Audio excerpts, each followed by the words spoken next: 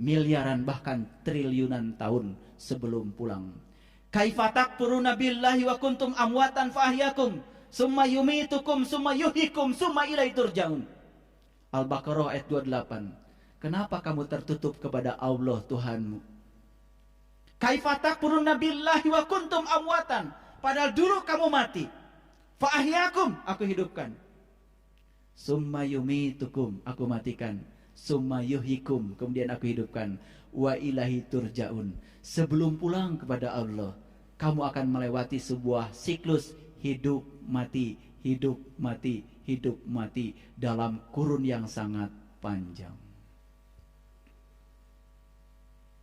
Ini Quran surat Al-Baqarah, luar biasa. Makanya Al-Baqarah judul kedua setelah Al-Fatihah. Apa artinya Al-Fatihah? Al-Fatihah artinya pembuka. Pembuka apa? Bukan sekedar pembuka surat.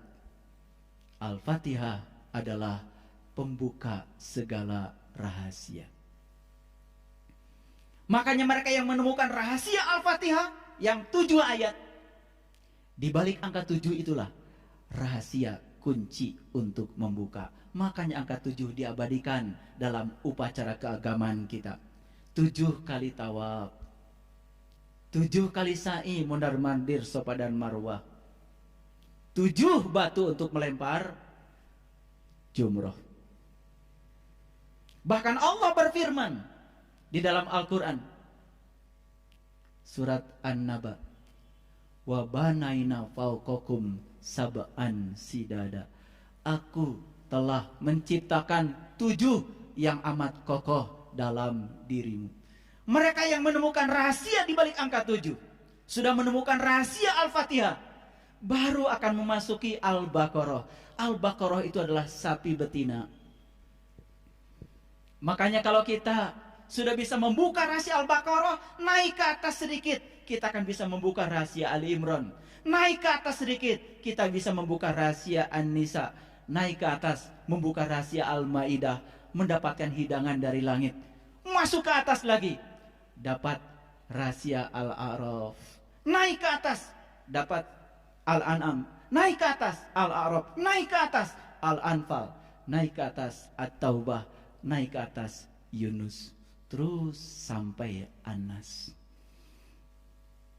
Kalau kita sudah mendapatkan rahasia 114 surat, baru kita menjadi nas, menjadi manusia. Sudah sampai mana kita? Al-Fatihah belum mulai. Bismillahirrahmanirrahim aja baru bisa mengucapkan. Ketika ditanya Bismillahirrahmanirrahim artinya apa? Atas nama Allah yang Maha Pengasih dan Maha Penyayang.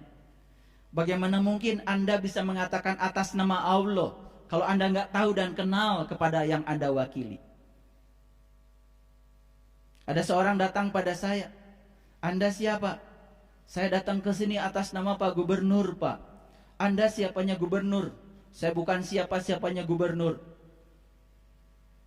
Sekda? Bukan. Wakil?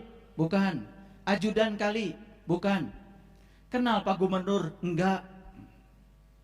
Tiba-tiba datang pada suatu tempat mengatakan saya datang ke sini atas nama Pak Gubernur. Diterima apa ditolak? Ya pasti ditolak.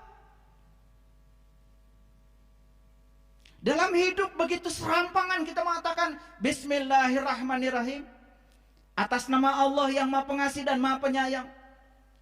Sementara kita saat melakukan tindakan jauh dari sifat-sifat Allah yang Ar-Rahman Ar-Rahim, tapi berani-beraninya mengatakan atas nama Allah. Kata Allah, kamu ini siapanya aku?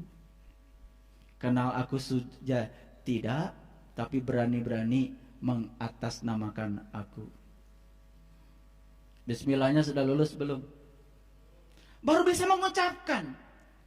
Pada syarat untuk bisa mengatakan Bismillah, harus kenal dong sama yang diwakili. Baru mantap mengatakan Alhamdulillah. Segala puji habis untukmu. Karena apa? Kesadaran bahwa saat kita melakukan tindakan atas nama Allah, berarti kita sadar kita sedang mewakili Allah, sedang menjadi kepanjangan tangan Allah. Kalau kita sadar kita sedang mewakili kepanjangan tangan Allah, tidak perlu minta balasan saat kita berbuat baik, tidak perlu penghormatan dari orang saat kita berjasa, karena yang berjasa adalah Allah. Habis segala puji untuk Allah. Alhamdulillah. 2 kalimat itu saja kalau kita masuk ke dalam sudah sangat dalam. Kita belum kaji Al-Fatihah nih. Ini baru permukaannya saja, baru judul-judulnya. Al-Fatihah itu pembuka. Makanya temukan rahasia Al-Fatihah di balik 7 ayat. Temukan rahasia di balik angka 7. Banyak Kak yang berputar di Ka'bah 7 putaran gak sadar kenapa 7 putaran. Lari kecil dari Sofa ke Marwah 7 kali, gak sadar kenapa 7. Nginap di Musdalifah, di Masy'aril Haram, mengumpulkan 7 batu untuk dilempar di Mina. Gak sadar kenapa 7 batu. Untuk apa melempar pakai batu, dan apa yang harus dilempar.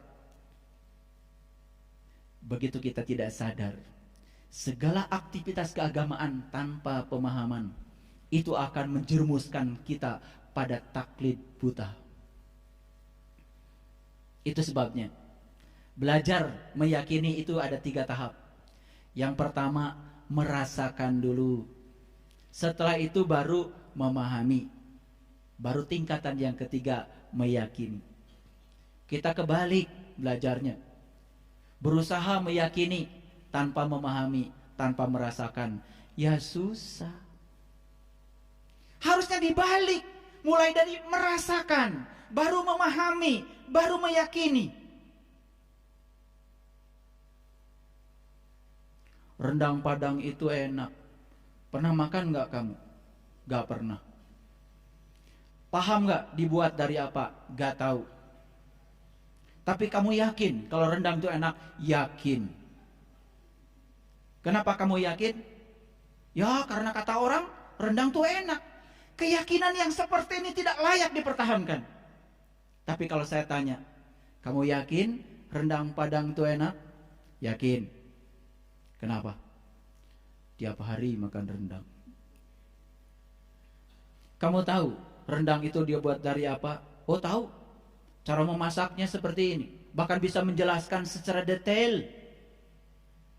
Lalu keyakinan yang dibangun oleh pemahaman dan pengalaman, itulah keyakinan yang sempurna. Itu sebabnya Nabi Muhammad bersabda, malam yazuk lam ya'rif. Yang tidak mengalami tidak akan pernah bisa memahami. Ada orang yang menjelaskan Tuhan. Kalau Tuhan masih dijelaskan, yang dijelaskan pasti bukan Tuhan. Itu persepsi tentang Tuhan. Ada orang yang menjelaskan air, yang dijelaskan itu bukan air, itu penjelasan tentang air. Ada orang menjelaskan udara, yang dijelaskan bukan udara, itu persepsi dia tentang udara.